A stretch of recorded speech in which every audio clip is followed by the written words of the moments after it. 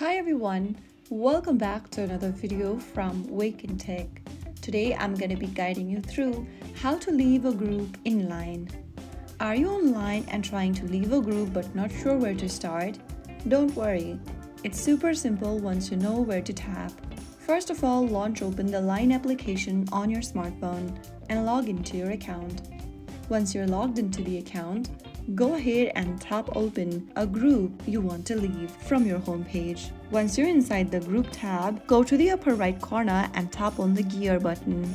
This will open up the group settings where you need to scroll all the way down and tap on Leave Group.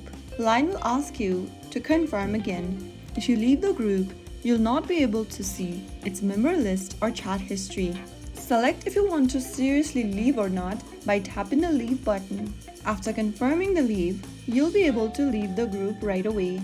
The group chat will disappear from your chat list.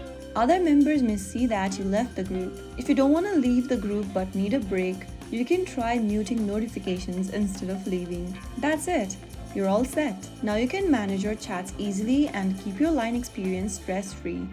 If you found the video helpful, don't forget to like, share, and subscribe to our channel. I will be back again in the next video. Stay tuned. Till then.